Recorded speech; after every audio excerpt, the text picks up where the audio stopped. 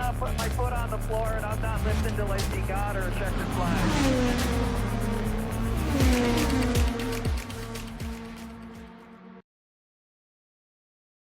Hello and welcome back to Racing Thoughts and In-Car Podcast. I'm Megan Dennis. And I'm Meg Taylor. And we are back with episode 21 of season 2. At this point, 5 episodes left of season 2. Kind of where we're at the moment, with the idea that we are going to wrap up this season, kind of leading into Thanksgiving and holiday break. But with that in mind, we want to do some preseason stuff like we have previously at the beginning of this season. If anyone has thoughts, ideas, people maybe we could reach out to contact, we would love to see that from y'all and get your feedback. Yeah, absolutely. We want to make sure that, preseason stuff, we're putting out content that is going to be helpful and beneficial for everybody, while also still preparing for the season coming up. And yeah, we already have like one very exciting collaboration we have coming up. And I can't wait for everyone to hear it. And I can't wait to do it. But yeah, we would love to have some other people come on as well. So any ideas would be very nice because we're going to start sending out some feelers and hopefully get some people on that will give you guys some really good content and some really good ideas and pass on some knowledge that, maybe we won't be able to give you for whatever reason. What do you want to start with? I would say either maybe the Fox numbers or the schedule. What are you feeling? I guess Fox numbers, because I feel Yeah. like that may be a little bit less and then kind of lead into 2026 schedule drop as well. Yeah, for sure. So I did not go back and do a full kind of poll like I had planned to, but overall, from the 2024 to the 2025 season, there was a 27% increase in viewership, which, as we've talked about, is, I guess, kind of that idea of going from NBC and the platform of NBC and being, whether that be USA, whether that be just on Peacock itself, whether that be on NBC or whatever, any of the NBC like family channels, to just being the races on Fox. We've seen growth. It's the most growth since the merger 2008, which is also a good thing. Averaged about 1.36 million viewers on Fox throughout the year, which I think is a little bit skewed, to be honest, just because like the 500 numbers were so large. I think it'd be interesting to see what that averages without that 7 million viewers from the 500, but all in all, I think it's good growth, but I think also, as we've talked about, like, doesn't really mean much until we compare to last year. Yeah, for Next sure. year. Yeah. I think having these numbers right now is really good as a baseline. I mean, we did have, what was it, 27% of growth. And, that's a massive, massive amount. And I think we're going to see what that actually translates into from like this year into next year. Like, are we able to retain those numbers? Or is there going to be a drop? Or is there actually going to be an increase? I don't know. I think as well with Fox, like leading up to the 2025 season this year, there was a lot of additional kind of like advertising pushes that we were not used to with NBC. And so seeing those advertisement pushes and those campaigns get, put onto Fox's the network. And, I would see different like commercials during whatever I was watching on Fox, whatever sports it was. And, being able to see that was really exciting as a fan. But then it was also super exciting from a fan perspective when I had like other friends be like, I saw a commercial on IndyCar and I thought of you. And they would like reach out to me and they were like, oh, this looks really cool. And I thought that was really special of like, one, I have friends who know me way too well.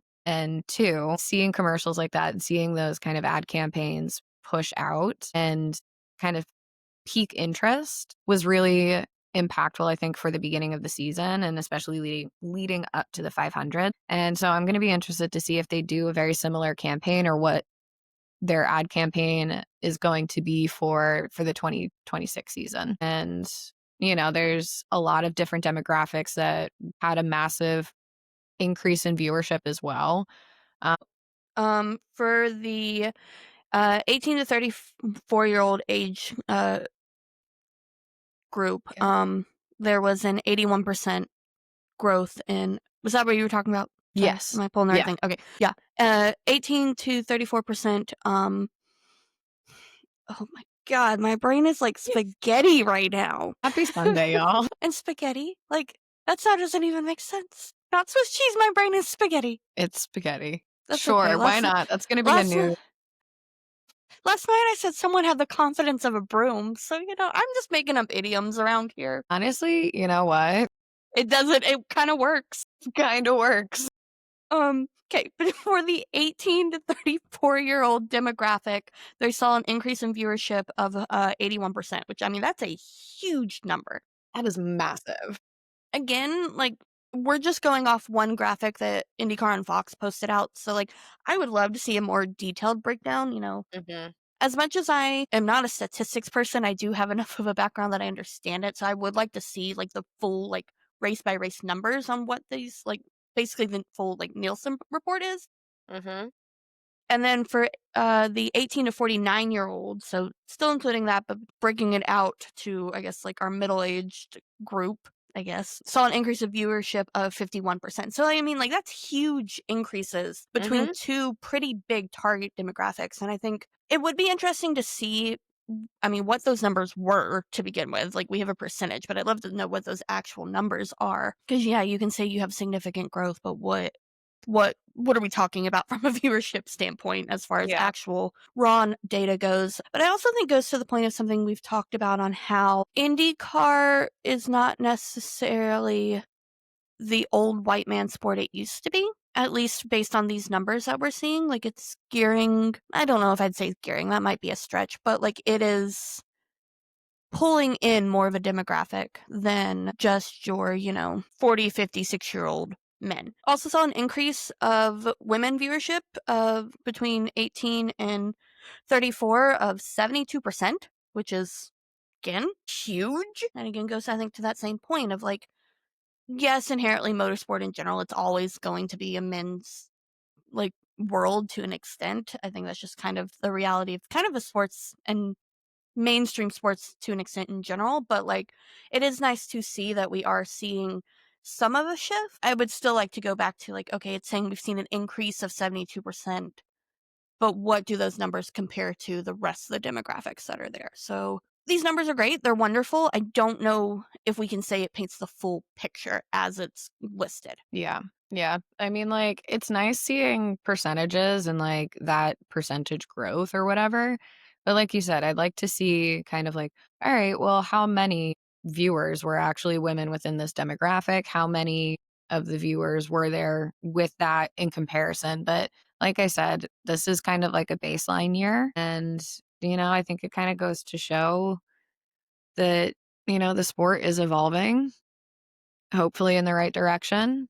But yeah, that's a good thing. Yes, 100% agree. And I guess that leads into talking about next year and what's coming into next year. We have the full 2026 calendar. Ugh. And I'm going to do a blanket statement and then I guess we can dive in detail. From a race standpoint, I think we did mostly okay.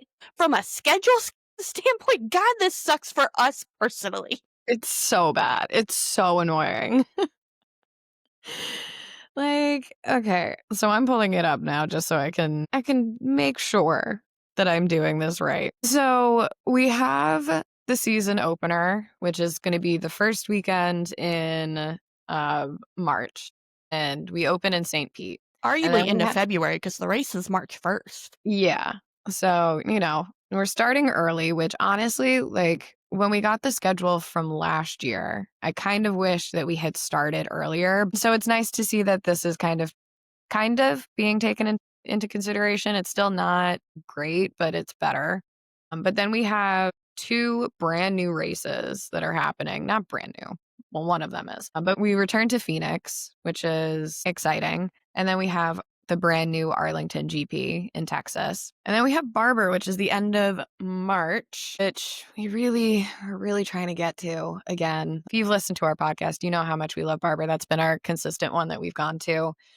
But yeah, it's a really interesting layout of really close together in the summertime. Yeah, which we knew was going to be the case because of the NFL schedule. Yeah. And like Fox wants everything wrapped up before the NFL. But at the same time, like these are some tight windows. Yeah, I mean, you have 17 races and you're trying to fit it within March to September, which, is a little bit crazy. But I like if you think about kind of how the schedule was this year as well, we also had an incredibly compacted summer. And I do think that they did a better job of spacing out the beginning of the Agree. season. I very think much agree with that. Yeah. Yeah, like if you remember beginning of the 2025 season, we had a really, really strong first race in terms of viewership and numbers, but then it was such a long time between the first race and the second race that it like dropped off. And I think that's where a lot of that dropped viewership came from, was it didn't capitalize on the momentum of it. Because I mean, we even saw momentum coming from the 500 into Detroit this year, which is always the case, because Detroit is always after the 500. So that always is going to carry over to some extent. It's never going to be the same numbers. And it's also Detroit. So, like, it's always something there. But, they did a better job of spacing it out. It just sucks for our own personal schedules. Mm-hmm. Like, we've been trying to figure out, all right, where are we actually going to be able to go? I don't know, because the beginning of the season for both of us is a really, really busy time during the school year. And then we get stuck into the trap of, all right, well, we can only really go to things during the summer. And then we have to like prioritize, all right, well, what kind of track do we want to go to? What is feasible for us travel wise? All of these things. And then it's like, well, the places we really want to go to don't actually happen during the time that we're able to go, which is very frustrating. But, I think they did a better job. And I think we've touched on this over the course of the season with Fox, is that we can recognize that they're not the best at this yet, but they are continuing to improve. So I guess we'll see. Yeah. No, I think we have some interesting ones. I think Phoenix coming back on the schedule is definitely very interesting. Mm-hmm. I feel like I've probably watched a Phoenix race, but like I think it's been off the calendar for a while, like in as far as like watching old races. Yeah. So I don't really know much about Phoenix or how it races. So that'll be nice to see a new one. Arlington, I think from a spectatorship, is that the right word? Thing from the fanfare of it Yeah. is already going to be really good. I am arguably a little skeptical on how the racing will be, just because I don't love street races to begin with, to be quite Yeah. honest. But I have heard that they have agreed to go ahead and pave everything that will be part of it. So, unlike the issues that have come up with Detroit and Toronto of old, Mm-hmm. like We're not they're really going to have recognized. issues. Yeah. So I think it has the potential to be good. I think it has the money behind it that should help. Yeah. What are your thoughts on the season finale? Okay, so the season finale is Monterey. And as I have made it clear in past episodes, especially this season, I love Monterey. I think it is one of, if not my favorite track. I think it offers a lot of racing and like different conditions. You have the elevation changes, you have the corkscrew. I think it's really fantastic. It's an interesting choice to have it be the season ender. I'm not quite sure why that was chosen to be that way. I'm interested to see in terms of like weather wise, because I don't know. I feel like it's going to get pretty cold, in that area with being on the coast. And I don't know. We'll see about that. I don't know if I love it for a season finale. As much as like Laguna Seca was good, our road courses can run the tendency to be very, kind of cut and dry of how they run a lot of times. Like you don't get the big overtakes like you do on ovals. So I think not finishing on an oval, we're honestly like kind of losing out, especially because we have the lead in from the World Cup. Mm-hmm. And so it's like, okay, we have this massive lead in. Let's have Gateway there. Let's have Milwaukee there. Like if Nashville's Yeah. not an option, and Nashville wasn't, I don't really remember why. I mean, I think Milwaukee would have been a great finale. Yeah. And I did see people complaining about the fact that like it was 2 races, but I think that's probably has to do with the fact that Mexico fell through at the last Mhm. minute. And Penske owns that track, so it's a lot easier to put, 2 races at a track that's owned by the entity that owns it than Yeah. trying to work out a sponsorship deal. But I would have liked to see, like, okay, if Mexico wasn't happening, could we have gotten Watkins Glen on the calendar, Richmond maybe, like somewhere on the East Coast that we don't have any races right now. I'd say Pocono, but I honestly personally hope we never go back to Pocono after what happened to Robert Wickens. Like, I just, in Yeah. good faith, do not want to see IndyCar go back there. No, that's very fair. But I hope that's something we do see in taken into consideration because, okay, Mexico fell through. At some point, I think the question needs to come into is Mexico ever actually going to happen? I don't have a lot of hope. I really don't- don't. I don't either because it's one where I think, what was it, since 2015, they've been talking about next year we're going to Mexico. It just sounds like lip service at this point to PlayState fans who are making a lot of noise about it. And, unfortunately, it came to a head at this past season. And even the season before, even in 2024, it happened as well. Like, people made a lot of noise, and then it was just kind of like, all right, we're looking into it. We're going to try. We're going to get it for next year. And then it falls through again. And then something else happens. Some other headline breaks that involves Mexico and IndyCar, and everyone gets into a tizzy about it. And then it's the same placating. We're looking into it. We're so close. We're gonna get it for next year. And like at this point, like if it's not gonna happen, just say it. Like And don't I mean, continue to drag this out. see, I really do think they are trying to make it happen, but then there's just things that keep stopping it because this isn't, I don't know. I don't know what that looks like from the behind the scenes stuff, but like there's got to be a lot of factors that come into play, whether it's sponsorships willing to actually like partner to be able to get everything there, whether it's, and I think this year, from what I remember reading, the circuit that F1 uses, which is where IndyCar was wanting to go, because of the World Cup, was not going to be an option. I think, if that's what I remember reading correctly. Like, if that was just going to be, because they Is have a, NASCAR gonna be there though? I don't know. I don't keep up with NASCAR. But that was the whole thing about it from last year was that NASCAR got into that same circuit as F1 does, and there's the same circuit that IndyCar wanted to get to. And that was kind of the catalyst for the whole uproar from last season that ended up with the whole Pato Who situation. But when does NASCAR race in Mexico if that's the case? Like, I understand, being a fan of soccer and being really excited for the World Cup, like, totally understand how if it does overlap or if there is scheduling issues, but then why did NASCAR figure it out? If IndyCar can't figure it out, we already have a doubleheader weekend with NASCAR in Phoenix, don't we? So, like, Unofficial. We do with the unofficially, Truck but still, Series, but we don't know for sure with Cup. yeah, but that's what's being talked about. So, like, why can't IndyCar partner with NASCAR and do Mexico City race or something like that? If there's been so many hurdles for IndyCar specifically, and yet NASCAR figures it out, F1 figures it out, a lot of other series I'm sure are racing there as well. Why can't IndyCar? Like, what is the genuine like holdup? And obviously, like you said, there's a lot that goes on behind the scenes, but when you have all of these things that keep getting brought up year after year after year, and it's the same response from IndyCars, oh, we're running into issues. Oh, we're having issues with sponsorship. Oh, we're having issues with scheduling. It almost just sounds like excuses at this point, to the point where it's like they're just, again, I don't know. This is how it can be perceived. I'm not saying that this is the actual case, but I'm saying that this is how it could be perceived from a fan perspective, is that it feels like they're just dragging it along for the sake of getting that fandom demographic. And they're just kind of dragging it. And I want that race so bad because one, it's a fantastic circuit. Two, it's very fun to race there. And three, you also have a Mexican driver on the grid. That would be fantastic.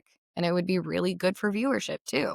And I think they're trying to hold on to those numbers. But when you run into that many issues and you keep pushing it and pushing it and pushing it back without any real tangible evidence that something is in the works, that doesn't put a very good taste in my mouth for seeing their effort. And again, we don't know what's happening behind the scenes. I do want to counter to the points that you made, though. One, with you're saying, oh, it'd be good for viewership. I don't think I agree with that because of the fact Fox only has the rights to IndyCar in the United States. So it becomes, I think, from my understanding, it becomes harder to get that broadcast actually out and to the people there in Mexico just going there because Fox only owns the US rights to the series from a viewership standpoint. And I also, you're saying, why does NASCAR able to make it work? And I think that is a valid point. NASCAR is able to do it, F1's able to do it.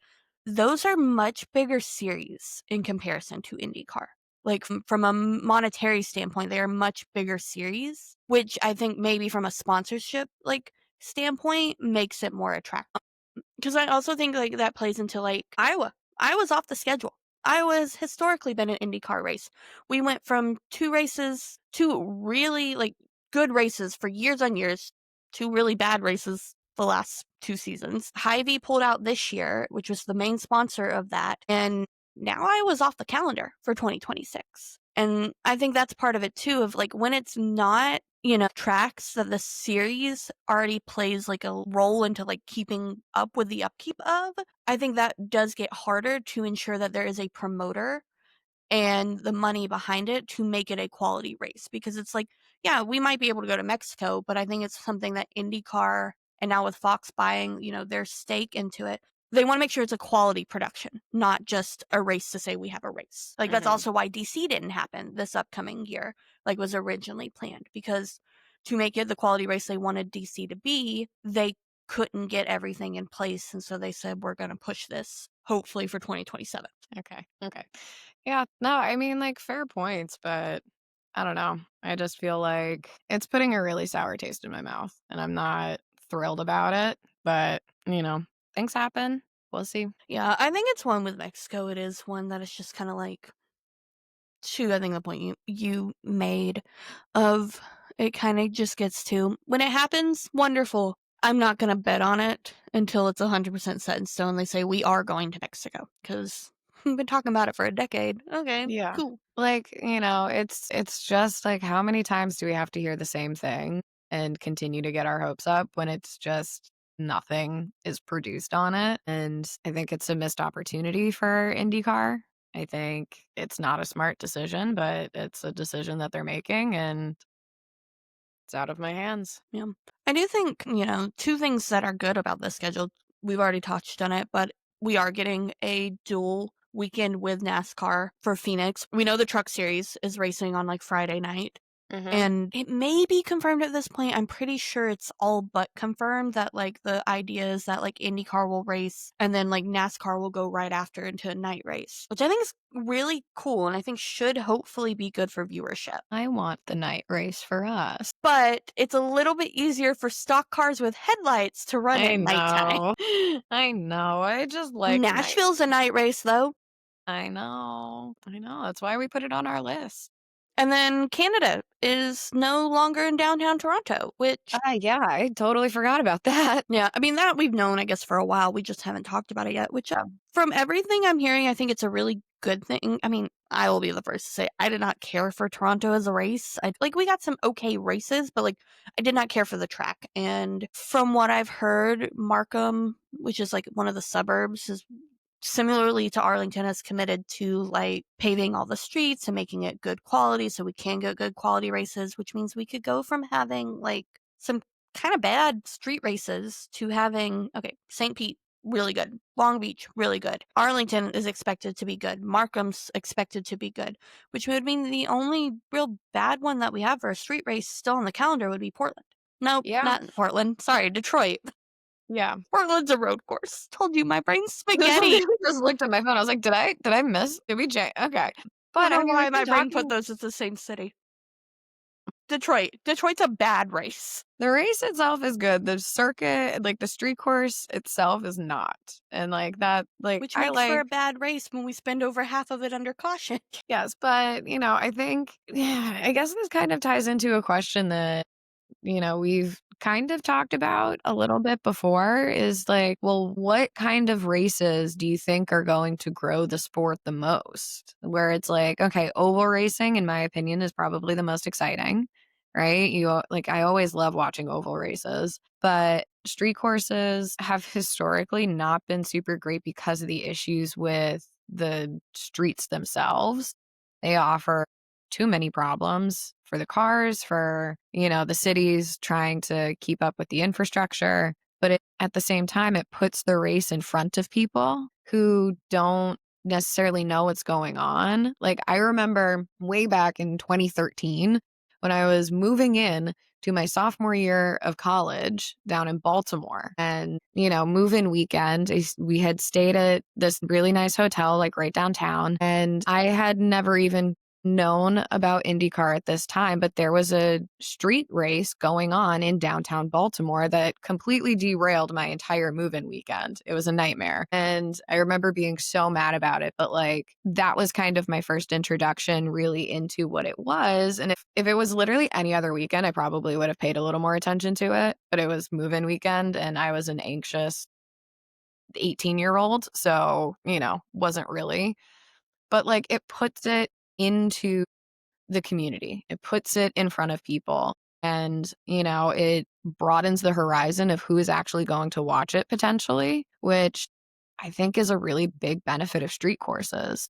But again, that's only going to be the case if the cities in the area are going to do what, Arlington and Markham are committed to doing, which is like repaving the roads and making sure that the infrastructure around the race itself is going to be good. And so I think that's going to take away a lot of the issues. And I think that if Arlington and Markham do actually follow through and have it be that way, that's going to put a lot of pressure on Detroit, to kind of, all right, well, if you want to keep Detroit the way that it is right now, you got to do some changes in order to make it better.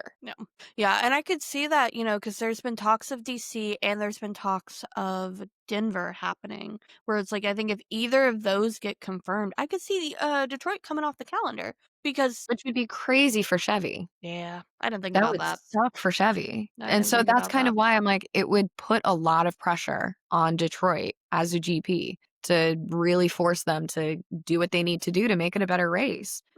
Not just the streets themselves, but like the barriers. I feel like I've been harping on this on Detroit for 2 years now because I have been. Come on. We have the technology. You shouldn't be having concrete barriers at this point, especially on a street course when your roads are that bad. But, if we get a Denver race, I would cry tears of joy. I love Denver. I've never been. I have no opinion. It is a spectacular city.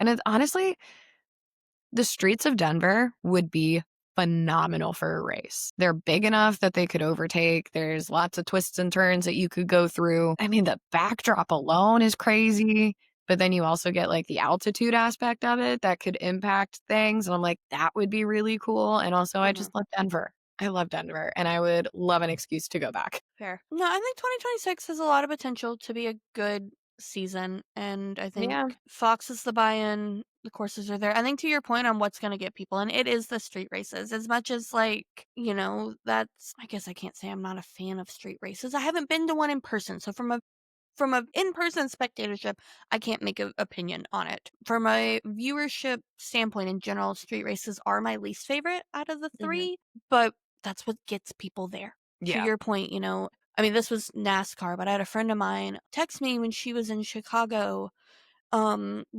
NASCAR was doing their street race there, and she was just like, she's being like, is this your racing? And I was like, wrong sport, but I appreciate the thought. Yeah. And, I think all of that's like part of it because, okay, why did Iowa fall off the calendar? Yeah, you have Hy-Vee pull out, but also like, who is No going one to was Newton, there. Iowa?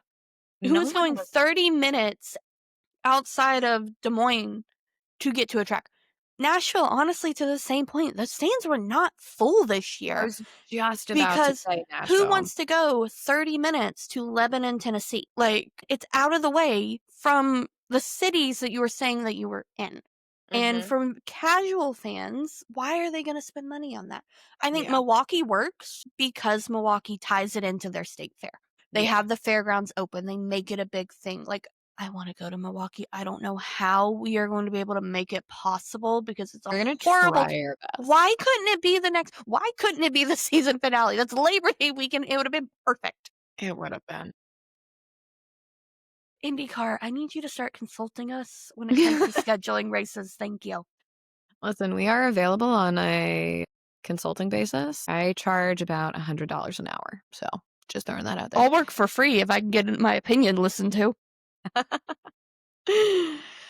No, it's super frustrating though sometimes with like your point of why is anyone gonna go out of their way to leave like a city that, that's where hotels are, that's where restaurants are, that's where bars are, that's where like things to The fun do is are. Like, to your point of Nashville, with it being not even in Nashville, like, I don't know, like you have Nashville be this whole big production of people going to Nashville because it's Nashville, and you get all the influencers and other podcasts and like people on socials, even drivers and like sponsors are all staying in Nashville. And then everyone's got to drive to, the actual oval. And so it's like, it doesn't make sense with that kind of thing. So yeah. I don't know. And Schedule's going to be interesting. yeah.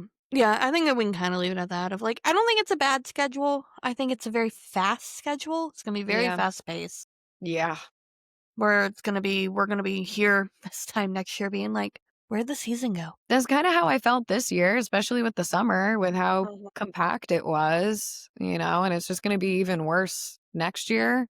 I don't want to say worse because I don't actually know. It's just going to be more apparent with next year as well. No. I But we're guess that's starting sooner and have more races early, which I do think should help. 'Cause that was our yes. biggest complaint. We're gonna Yes. talk about 2025. So I mean, I will bring that up as a big complaint of like that was a big complaint of everything Yeah. that happened. 100%. Like I was listening back to some of our episodes from like middle of the season, and I listened to the one that we recorded right before, what was it? Right before the quadruple header. And I remember like we had specifically talked about like, oh, this like back to back to back to back race weekends. And this was also one of the doubleheader weekends too. So it was like 5 races in a row. And we had both brought up the point of we worry about the general fatigue of not just the drivers, but of the teams. And, starting to see those mistakes because you're tired, because you are probably sick and tired of people. This was also when tensions really started to rise among drivers and they Yeah. started kind of going at each other's throats. Very And spicy. so Both they were online spicy. and in person and on the track. Yeah. Yeah. I don't know. I don't know what the answer is for it, but it's just like that quick of a season is going to cause some issues in some capacity, whether that is with the cars themselves not being able to handle it, with how many there are so close together, or again, driver fatigue, starting to make mistakes. And these drivers, they can't really afford to make mistakes. We saw some really gnarly crashes last year that, Nolan had his concussion. I completely forgot about that plot line for a minute. Yeah. And then I remembered and I was like, oh my God, that poor kid. But it was like, you get stuff like that. And then they're pushing themselves even further to the point of like, is this even safe? Well, and I think it also comes from the point of like, and I can't remember who I heard talking about it, of a development standpoint, like when you're racing every single week, how do you get the chance to develop the car? Take Penske, for example, worst season since 1999. If we hadn't had multiple, like, triple headers, quadruple headers, everything, could they have gotten that car back into the factory and been able to figure out what's going on here from the Or was fact it that, like, even an issue with the car? Because I remember we also had talked about like so many things that happened to Penske over the season were random, unlucky things that happened that yeah, but we did have to some several, like, extent. DNFs that were, The engine related mechanical or car DNF, related for or, sure. like, yeah. The mechanical DNFs, they certainly Yep. had a significant amount, They but, also like, just had some weird situations, like, I've I had some I weird will fully unlucky agree with that one. situations. Yeah. But I'm just using that, as a general example of, like, Yeah. if they've been able to get it back into the shop and play around. And you could honestly, I use Penske because that's who came to mind, but like pick any team. Mhm. You give them that time to develop the car. If you're not CGR, and suddenly maybe you're able to get a podium that you weren't able to get this year because you didn't have any time to develop anything extra. It was Yeah. just get it ready for the next week. Yeah. But, you do also have to remember this is a partial spec series, so there's only so much that they can do in terms of car development, but All I hear is about those dampers all the time. I don't know. I don't know what you can do in 2 weeks. Not my business. Do I need to do a deep dive on some dampers for you? Please, no.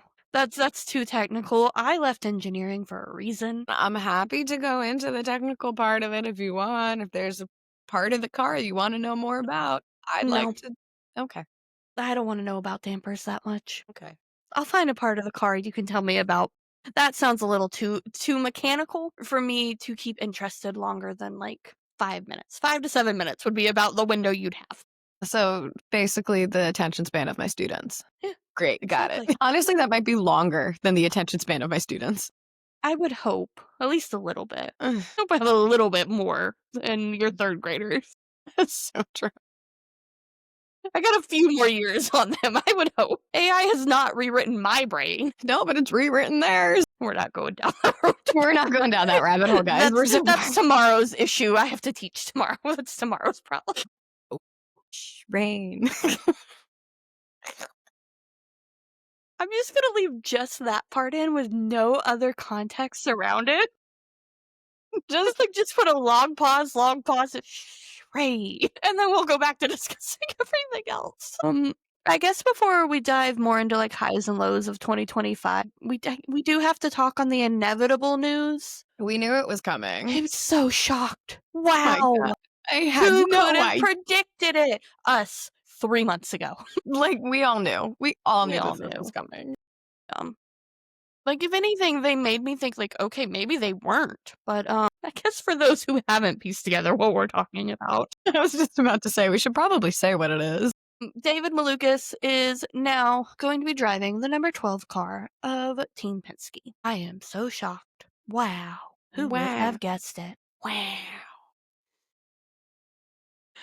I'm not shocked. Like, I'm not excited. I think I would have been excited if they had done it, like, the day after Will's announcement. Even then, it still like we knew, but it would be like, Yeah. okay. And I'm like, you dragged it out for another, week and a half? For what?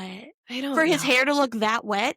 Oh my God, it was so bad. Oh, the promo photos were awful. And like, he's not a bad looking dude at No. all. But like, ew. Whether It that was was not good. whether that was the makeup hair people on set, or that was David's own personal choice, or some combination of both.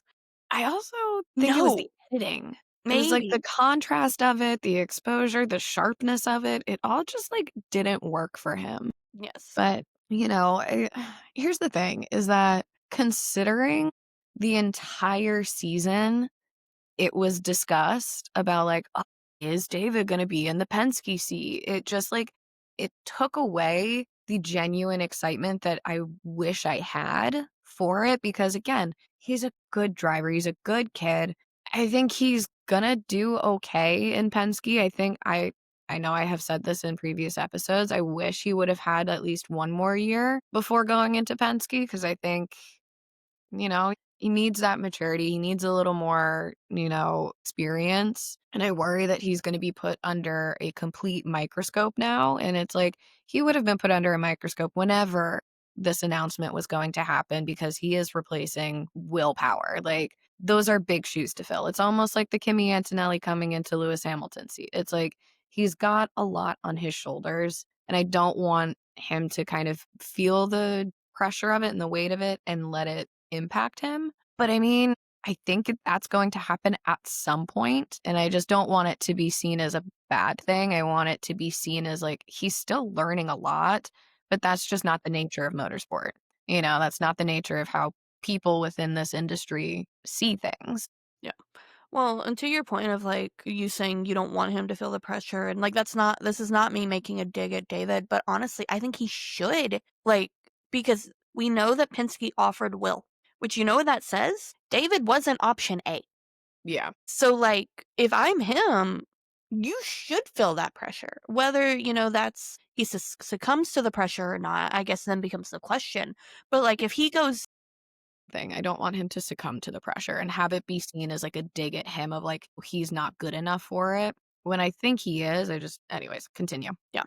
But I think, like, to that point, like, I want him to have that mindset of, like, no, buddy, you need to prove yourself because you were not their first option. Which, like, and again, that's not me rooting for David to fail, but I think it's worth keeping in mind that, like, they didn't think he was ready. He's in that seat because Will said, kick rocks, you didn't want me.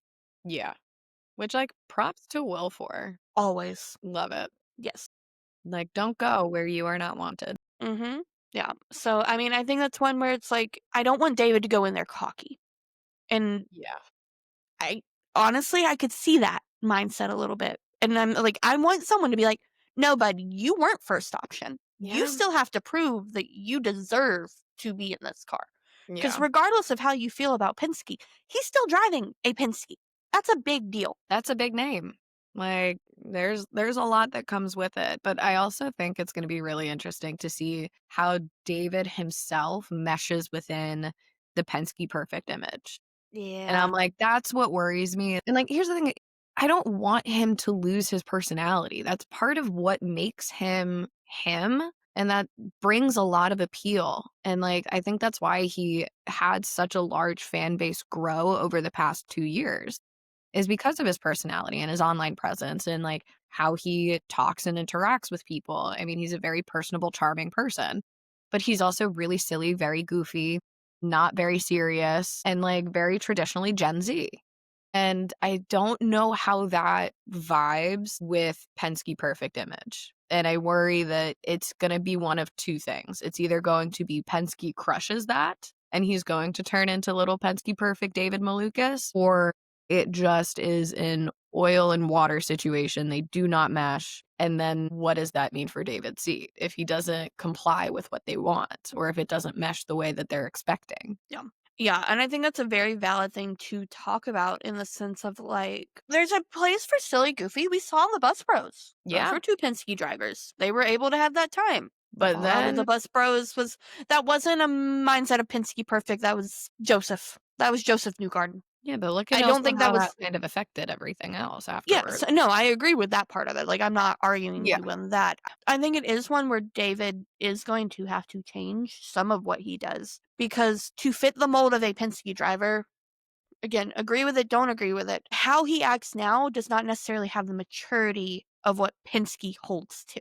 And Yeah. that's not a bad thing. It's just he's a lot younger than the two that he's driving with. He's a lot younger than the organization. And I think it is going to have to be, to an extent, he's going to have to change his image on what that looks like to be a Penske driver and the expectations that Roger Penske has. Like, you have Will Power talking about, like, oh, I can finally wear a t shirt to the track. Yeah. Like, I think that's stuff that's, I don't know. I think we're going to see a generational kind of thing play out, 100%. which could be good, could be bad, could be absolutely nothing. Yeah. It's just going to be different. And, I'm saying that as a millennial. I mean, we're on that kind of weird cusp of being able to see kind of both sides of it. But like, I definitely don't consider myself the same as David Malukas. No. Scott McLaughlin and I are literally a year and 2 days apart. That is the stuff that like resonates a lot more. And Yeah. I think it's gonna be the dynamic of the three of them. It's going to be really It's strange. gonna be I don't weird. know. I don't, I just, Have I you seen the have Bus Bro episode with David on it? no. Okay, I need you to, not right now, but in general, I just need you to watch that. Maybe next episode we're gonna talk about that because I think we can continue this conversation Yeah. once you see that, Okay. and then be like, okay, take 2 years ago, take what we know David now, what we know of Joseph and Scotty now, and what we think that's gonna be like as teammates. We'll put a pin in this conversation, and with the dynamic of the three of them, we'll do some research, some recon, and then we'll come back. It's a really funny episode too, so I just want you to watch it because it's funny. Lord. I think so. Just one more final thought with the whole David Penske situation. I had talked about it's either going to be David completely changes himself to fit the Penske mold, or it doesn't, or he doesn't, and it just completely falls apart. There's a third option that just popped into my head of David's could potentially be the one to bring Penske into this new and updated age online and bring in a brand new demographic of fans for Penske, because Penske has this historic, old name to themselves that, carries a lot of tradition. It carries a lot of weight and responsibility. And that's not always the best thing. I mean, you think about, like, not to continue comparing to Formula One, but like you think about Ferrari, their historic, legendary name in the sport is kind of now starting to be their downfall because they're refusing to kind of adapt to the changes that are happening and they're stuck in their ways. I'm not saying that that is what is happening with Penske, but I'm saying that maybe that is the thought process of, oh, we are now starting to have younger drivers and a younger demographic of fans come in. We don't know how to appeal to them. Maybe he could be the one to do so. And so maybe that's a strategic marketing move from Penske. I don't know. But like Maybe. that's another thing that maybe he could be the one that helps usher in this new age for Penske as a team. Maybe. I don't know. I don't know. I think I as long as Roger Penske's around, the standard that he holds drivers to, and that's his personal standard he holds them to, I don't Yes. see going anywhere. But No, that's why I'm saying I think that's like a very like out of those three options, like that is the bottom tier. Like I don't see that actually happening, but I do think that that might end up being an unattended consequence or an unintended some combination of all of the above, perhaps. Yeah, it's a pie chart. We just don't know what the percentages are yet. We are getting long on time, so Yeah, your this- call on whether we want to discuss 2025 this week or do we want to hold that for next week? Because I don't think we had too much for next week. Yeah, we don't really have too much next week. We literally have. I have 2 bullet points. Yeah, no, let's We could save do- the let's just- 2025 recap for next time. Yeah. In our And I still gotta conversation, come once up you do with your the- homework, Yeah, I have homework to do. you have 2 homeworks now. Do You have to have go to watch. watch- You have to watch the Bus Bros episode and come up with some things that we can rank. Yep. Actually, I will turn this to you, audience members. Yeah. So next episode, we want to bring back a silly question since we have a little bit of time to be able to do it. If you have any suggestions of things that we can make a driver ranking on, preferably the silly variety, don't get Yeah. too serious on us, give it to us. We'll see what we can come up with and what we can do. I guess I'll go ahead and plug the socials with that one. Feel free to DM us on TikTok or Instagram, Racing Thoughts Podcast. We are also on Twitter at Racing One Thoughts, but like, get us on TikTok or Instagram. You're much more likely to get in contact with us there. 100%. I don't know. Are we done? I think we're done. I think we're done.